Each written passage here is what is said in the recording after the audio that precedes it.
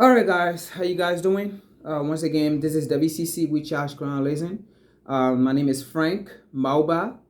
Um, so this is another episode or another recording that we think is necessary to bring to the public. And the article, by the way, is already on our website. It's a newsletter, so you can take a look on our website, rechargejournalism.org, and you can read it as well.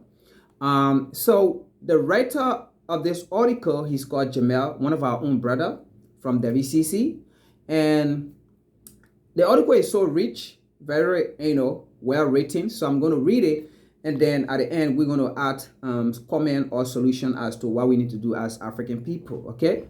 So the title of the article says, "What a shame! It is hard finding Black-owned business in Africa." Now, let me explain a little bit, what this mean or what he mean here. It is hard finding Black-owned business in Africa. That doesn't mean Black people in Africa don't have business. That's not what he's saying here.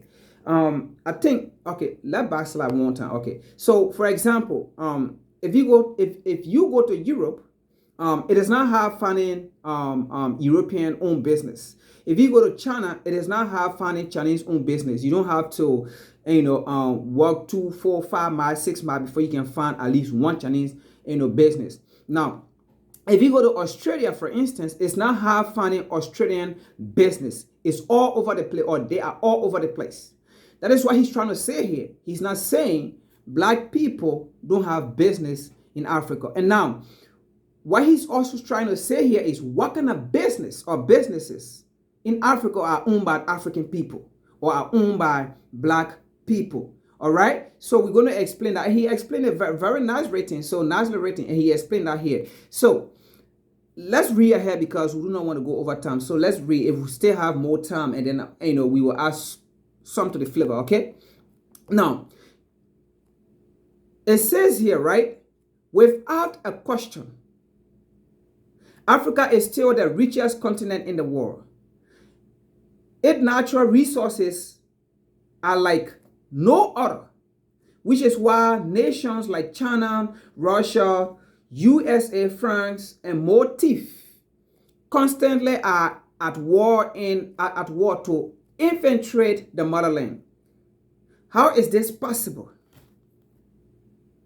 It is easy because of neocolonialism. Now, we're going to explain that a little bit, okay? Because we don't want for people to keep saying, why always pointing finger, right? Yeah, it is good to point finger if the fingers are being pointed at the right direction, or if the fingers are being pointed for the right reason, okay? Now, it is easy because of neocolonialism. When the great 1960s show African countries rising against the imperialist beast, it was done so in part due to great leadership. Now, do we have problem with leadership on the continent today? Do we have leadership or leaders that are failing the African continent? Well, he explained that in here, okay? And we're going to add a little bit to the flavor.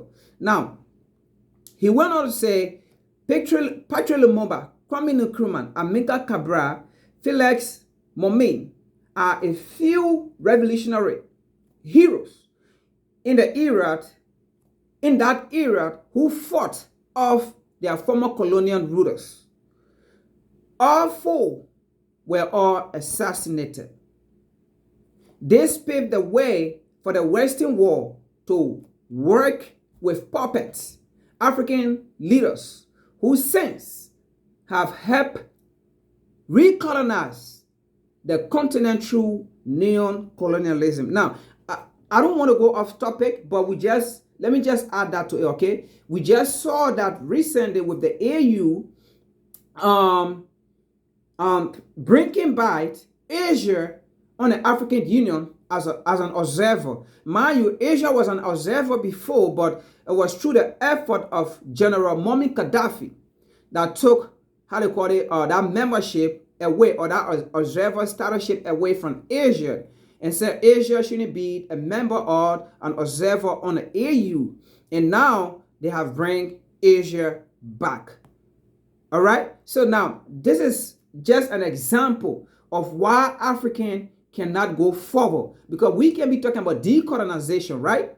And then we can be talking about fighting neocolonialism, and then you bring in these same people into your organization. So when we say neocolonialism, it also means black faces doing the white supremacy job. And that is what we found on the continent. And that is why, if these leaders, most of these leaders on the continent today, they were following the footsteps of Patrick Lumumba, Kwame Ture, and the rest of you, and the rest, Asia would not have been an observer today on AU. But let's continue. I have been living in Kenya for the most half a year, specifically the capital, Nairobi. The population is an estimated 5 million people. The city is highly congested. Now, do you wonder why the city is congested? Because everybody want to live the European or the Western lifestyle. So nobody want to go in the interior. Nobody want to go on a farm. Nobody want to go to the rural area. So everybody seeking a fancy life want to live in the city. Now, living in the city, right? Who really control the city? We'll get into it. Now, there are many big time shopping malls, Two Rivers, Garden City, TRM, and Westgate are a few mentioned. Two Rivers is listed as the largest mall in all Africa. With such major estimate, why is it the masses are still struggling? It's quite simple. Non-African people are still calling the shot for a lot of the financial institutions. Now, the writer make it clear here, right? This is what Africa is still lacking in. This is why Africa is still behind, right? So now, in our own continent, in our own countries, respective countries, or respective nation, or respective or cities and things, right? Now, the same colonizer, the children of the colonizer, the children of the enslaver are the people still holding on to the African economy, right? Are the people still holding on to the major sectors, the resources of the continent, of the African continent. Now, let's continue here.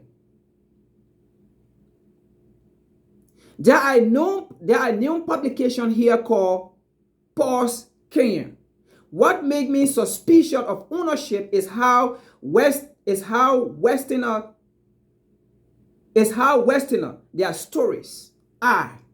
Right now, how can an African story be a Western story or be a Western perspective?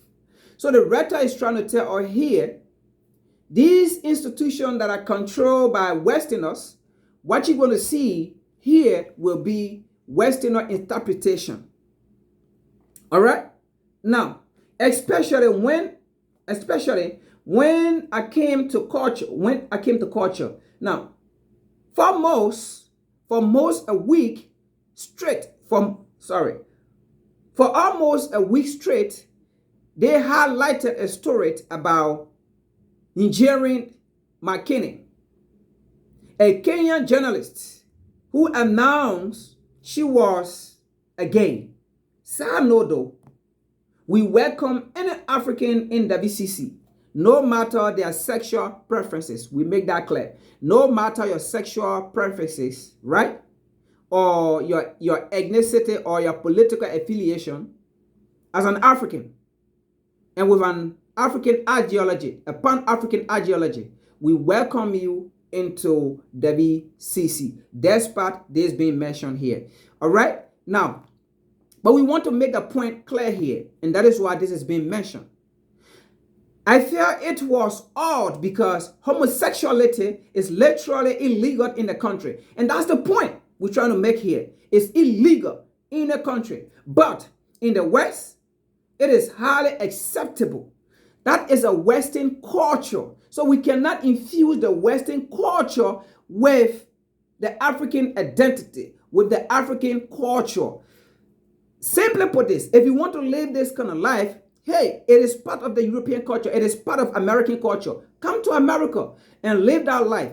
Come to Europe and live that life. Now, if anybody in Europe or in America here don't like that life or want to experience something different, they can go to the African, continent and live a different life and see different, a way of life and stuff. But we cannot always infuse Western ideology or Western culture into the African culture. That is what the writer as well is trying to say here. We have to be African if we are to take total control of our destiny. So I did research, and Paul's Kenya is an off branch of Paul's Africa, Life of Paul's Africa, Life who was founded by Leonard Stangelet, and who manager director is Morrissey Brangler. Both are white men. The site claimed to be Africa's leading innovative media company. Some of it, now for example, the African News Channel as well, right? It have that name, African News. But I did some research on it. It is not an African owned. It is an European owned. And I believe, in fact, that the individual who have the African News, he's from what? Italy.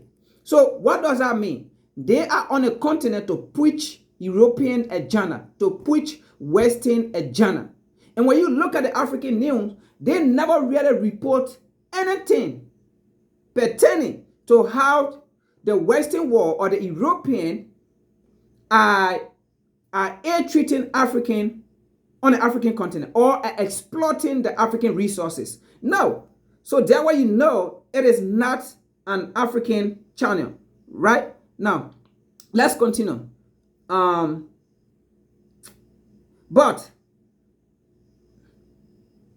Sorry guys. Let me go back here. Where I was. Okay. All right. I'm not an African company. Some of its sponsors include MasterCard, Oral-B, Nike, and Safeguard. This is troublesome because the media create narrative of our people. And this is one reason why Africa is lacking in as well, though, because we allow outsiders to come and narrate our story. Look, we cannot say we want for African to supersede. We cannot say we want for African to be the forefront, right, of Africa, right? And then we allow people to come and narrate our story. Nobody know the African story other than African. Nobody know the European story better than the European people. Nobody know the Chinese story better than the Chinese people. Nobody know the Australian story better than the Australian, right? So nobody know the African story better than the African. So no one should write the African story. We should be the one to write the African story, because when we read it, it will fit to our perspective. It will fit to our narrative. It will fit to our struggle, and it will fit to a new direction of solution of the African people. Okay? Now, and many more take up spaces in paragraph 2. So, who is really benefiting of the opportunity here? Is it the African people or is it the European people, right? The people who go to exploit people, right? Are they the one benefiting or are African people benefiting? Now, this isn't just Kenya, as you can find this to be the case in many other African countries. We look at such development as progress. Now, are there development? Are we making progress in those places? Look, folks, we should not just look at the building, right? We should not just look at the business. But is it really developing African people?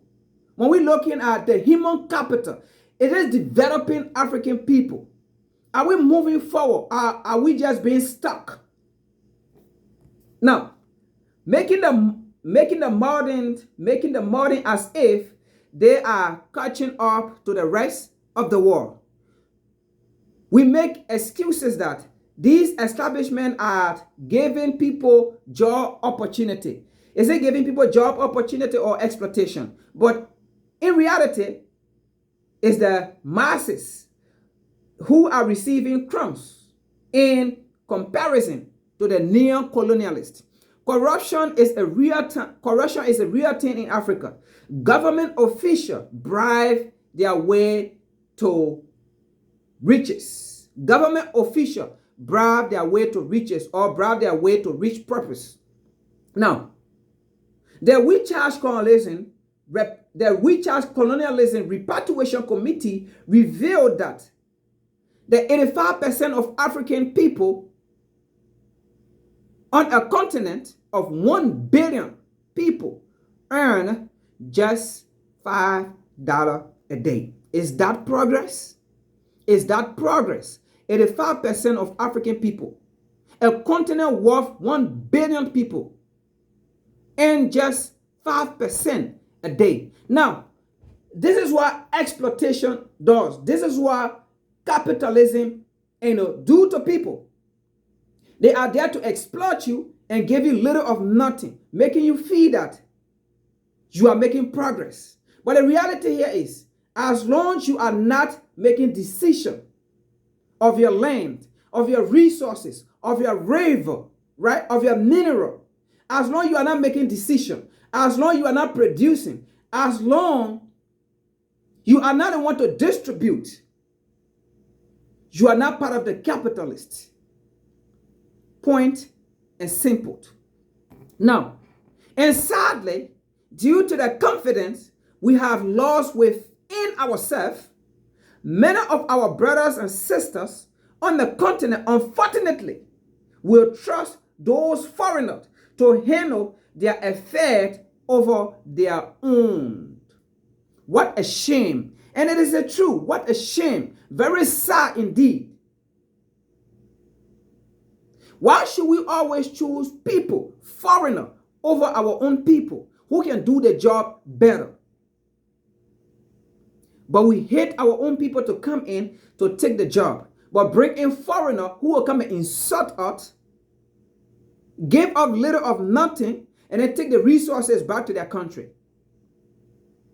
If their resources cannot develop the masses within our entity, if their resources cannot benefit the people within our entity and just being taken away, that's not development. By you putting building down and just getting your resources, it is not development. And by you inviting people and giving them places to take your land to put down businesses, it is not still development. What are you getting from them? Are the capital being used to transform the community, to transform the land, to transform the neighborhood, or the capitals are being taken away to various countries of the business owners? Most African people own businesses. You can probably find shops on every street corner from a range of material. So, when we hear people discuss how business owner is or are the key to reviving a country, that is not necessarily true. The truth is the distribution of wealth benefit the minority. That is the truth. The distribution of wealth, the distribution of the resources should benefit the minority, should benefit the citizen, should benefit the community, should benefit the bloc, should benefit the nation, and not outsider. We do not have to run to a European nation before we can even have a taste of our resources, before we can even know how diamonds are or is being processed, how gold are being processed, how timber are being processed, or the product that come from these raw material, do we have to travel before we know? That is not development. Sorry, guys. Sorry. That is not development. That's what the writer is trying to say here. If business owner is the solution, then why does it appear the only people who benefit are the foreign owner, or are the foreigners who go into those African countries and own those businesses, those malls, those resources that we have? What are they doing that the local are not doing? This is why we stress socialism at the we charge colonialism. We feel that in order to truly rise, we must break bread and help all our people in the struggle. Otherwise, enemies will keep on exploiting our resources while overwhelming their own nations. While empowering their own nations. And that is so sad, African. That is so sad. That is so sad, but truth. As you heard in this article here. And the story of one African nation is a story of all African nations. Why?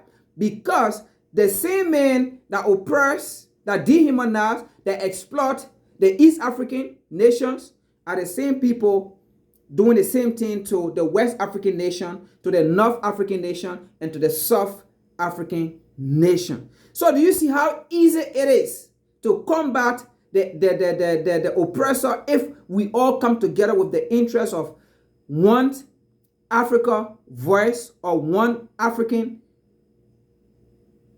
with the same mindset and with the same agenda?